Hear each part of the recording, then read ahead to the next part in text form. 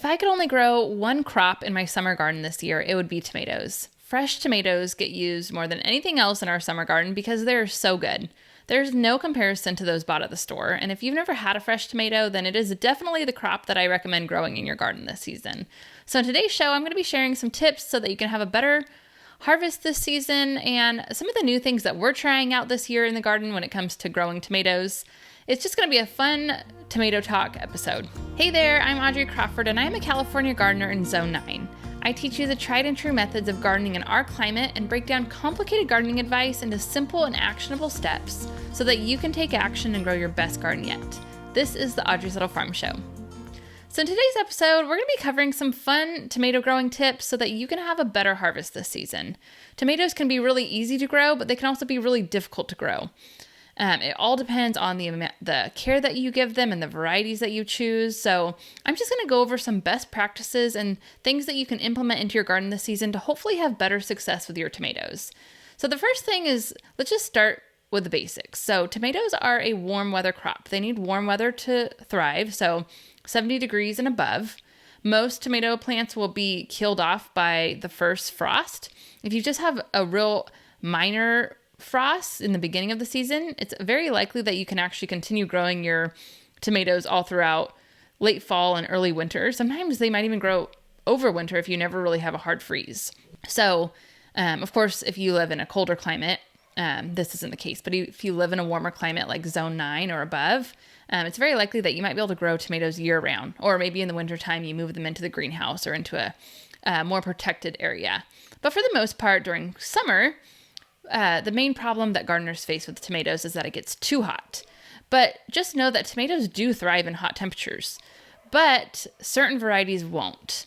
And so when I plant my tomatoes, I stick with varieties that are proven to grow in hot climates that aren't that finicky. So some tomatoes really need pretty moderate, mild temperatures, below 90 degrees or maximum, low 90s to really thrive and produce. And for the majority of our summer, we're having temperatures in the high 90s, low hundreds, and I want to harvest tomatoes all summer long. So I typically plant all hybrids. A few of my favorite varieties are Early Girls, Better Boy, Romas, and Sun Gold cherry tomatoes. Romas are great for canning. They're also great for salsa. And they're also a determinate type tomato, which means they produce one big harvest all at once. So one year I planted 6 Roma tomatoes, and my first harvest was 66 pounds of tomatoes. So it was a great, huge harvest off of just 6 plants. But then Early Girls and Better Boys are great because they just continue producing all season long, and they're just a great all-around tomato. And they do really good here in the Central Valley of California. So if you're a Central Valley California gardener in Zone 9, or really in any Zone 9 climate, I'm sure they're going to thrive for you, but especially here in the Central Valley of California. And the next tip when it comes to growing tomatoes is to make sure you give them enough space. So I know when you're planting your tomatoes, especially if you're limited on space, it can be tempting to crowd them and to plant too many in one area, but that is just going to cause your tomatoes to not grow quite as well. I space my plants 3 to 4 feet apart, and they grow wonderfully that way. I've tested both. One year specifically did a test, and I planted 6 tomatoes in a raised bed. They were about 18 to 24 inches apart. And then I did a long row of my tomatoes, and they were spaced 3 to 4 feet apart. And the long row did significantly better. And that's how I continue to grow my tomatoes season after season. I know if you don't have a large in-ground area where you can space them out that much, it can be tempting to just, like I said, put them too close together, but overcrowding is worse than just planting one tomato. I would recommend planting one tomato plant so that it has the right amount of space versus planting 2 and planting them too close together. However, there's different types of tomatoes. There's determinate type tomatoes, which grow smaller. They produce the majority of their fruit all at once. So you're going to get one big harvest versus a continuous production all throughout the season, but the plant itself is a lot smaller. And then there is indeterminate type tomatoes, which would be your Early Girl, Sun Gold, Better Boy, varieties like that continue growing all season long. They can get really big, but they continue producing fruit throughout the entire season, which is a plus. But then there's also dwarf type tomatoes. There's all kinds of varieties these days. There's real compact varieties that are better suited for container growing. So when it comes to those kind of tomatoes, you can plant them closer together. So give your tomato the proper amount of spacing. If you're buying from a reputable seed company with good planting instructions, it should give you the recommended spacing, and don't ever go closer than what the recommended spacing is. If anything, more space is better. The next tip is to give your tomato plants lots of support. So tomato cages are never a good option. I really don't know which types of tomatoes they work for. In years past, every tomato cage I've ever used has just fallen right over. I know they make larger, more sturdy ones, but you're always going to be better off creating your own support system or trellis for your tomatoes. Tomato cages just don't work that well. So stray away from those.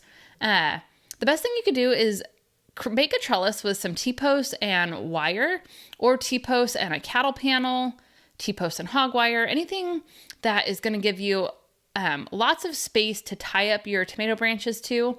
This year, we are doing a really big cattle panel trellis, and we are planting all of our tomatoes on each side of that cattle panel trellis. So that is a really sturdy way to tie up your tomatoes, and it's a great way to, or a great addition to your garden because it's going to last for years, if not forever. Cattle panels are really sturdy compared to just wire or like chicken coop wire or things like that are way more flimsy. I've seen them used in the past, and they're, depending on how they're set up, they're better than a tomato cage, but a cattle panel is a really sturdy tomato trellis. So if you have the space to set something like that up, that's going to be a tomato trellis that you can use for years, and you'll never have to replace it. So that's really great. And then be sure to water your tomatoes effectively. And by effectively, this can mean lots of things. So keep in mind that first off, tomato plants get big. And so their roots, are going to grow fairly deep. They're also going to spread laterally. But as the plants are growing, you want to encourage deep, wide, and healthy root systems. And so if you can water slowly and deeply, but a little less frequently, the better. So I usually, which of course this is going to vary depending on your climate and the weather and all sorts of things, but typically I water my tomato plants for about 30 minutes every 2 to 3 days during the summer. And that they tend to perform really well. And you can't take that exact piece of advice to your garden necessarily, but my point is that I water less frequently, but for a longer period of time, and my plants thrive. Frequent, shallow waterings are the worst thing that you can do for your tomato plants. So just kind of keep that in mind as you're trying to get your crop of tomatoes established this season. The next thing is to avoid planting them in containers if possible. If that's the only method for planting, by all means, plant your tomatoes in containers, but tomatoes need quite a bit of space to really thrive. And so the larger the container, the better. But if you can plant them directly in the ground, if you have decent soil, or in a large raised bed, that will be best. And then my next tip for growing tomatoes is to not over prune. So pruning tomatoes has become a really popular topic on the internet. It's something that comes up all the time on YouTube and in various blog posts and Facebook groups. I even have a YouTube video about pruning tomatoes on my own YouTube channel. But the problem is when you over prune. So if you live in a hot climate like zone 9, if you over prune, you risk the chance of your fruit getting damaged by the sun. So having extra foliage is actually not a bad thing.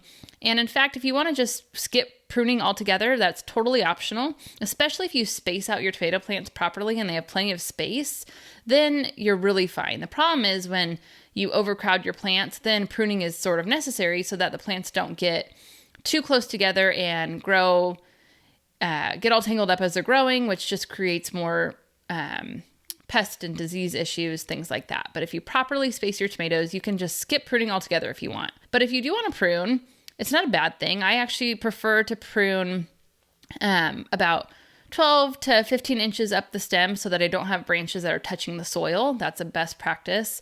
And sometimes I will prune off a few of the suckers. You just don't want to go overboard because then, like I mentioned, the fruit can get damaged by the sun. You want that extra foliage to protect the fruit as much as possible. The next tip is actually at planting time, and that is to bury about 2/3 of your entire tomato plant. So the really cool thing with tomatoes is that any portion of the stem that's buried is going to grow roots. So you want to plant your tomato plant really deep, so then you have a really strong tomato plant.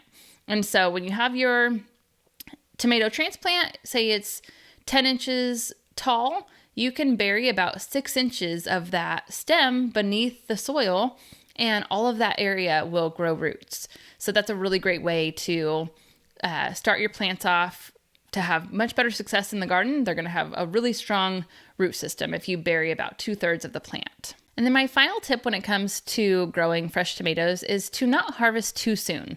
So there's a caveat to this. The cool thing with tomatoes is that you can harvest them early when they're still green or just beginning to ripen, and they can ripen on the counter. But if you have them growing at home, there's really no need to harvest them too soon. If it comes to the end of the season and you still have a lot of fruit growing on the vine and you want to harvest it before the frost comes and store those tomatoes indoors to, have fresh tomatoes later on, then that's definitely a great option. But when they're actually growing on the vine in the middle of summer, the longer you can leave them on the vine, the sweeter and the better that they're going to be. This is not the same with things like zucchini and cucumbers because they grow so large and they get so out of control. You want to actually harvest them more on the younger side. But for tomatoes, they're only going to taste better the more that they can mature on the vine. Of course, there's that point where they get a little too ripe, but when they're still firm and they're, just barely turning fully red, or, there's obviously different colors of tomatoes out there. There's purple tomatoes, orange tomatoes, but when they turn the color that they should be when they're ripe, go ahead and give them a couple extra days on the vine and then harvest them, and they're going to taste so much better. So just don't get in too big of a hurry when you're harvesting your tomatoes. Overall, if you give your tomato plants plenty of spacing, plant them in a really large container or a raised bed or in the ground if possible, water them deeply and infrequently to encourage deep, healthy root systems, bury up to 2/3 of the stem at planting time, give them lots of support, experiment with growing more hybrid varieties. You should have a really successful crop of tomatoes this season. And if you'd like to have a place to get all of your tomato questions answered this season, then I definitely recommend trying out my membership, the Zone 9 Garden Club. It is an amazing community of other gardeners. It gives you a spot to get all of your gardening questions answered. It lets you connect with other gardeners, and you'll get all sorts of other great resources like monthly garden tours and teachings, monthly planting calendars for Zone 9, plus a library full of all kinds of resources. So be sure to check that out in the show notes below. I would love for you to join. You can start a 14-day free trial. And in the meantime, I would love to hear how you are enjoying this show. If this is your first time listening, you can leave a review on Apple or Spotify, or you can leave a comment on the YouTube version, wherever you're listening. I'd really appreciate hearing from you, and it helps other gardeners learn about this show as well. In the meantime, check out the show notes for more details, and I will see you in the next episode.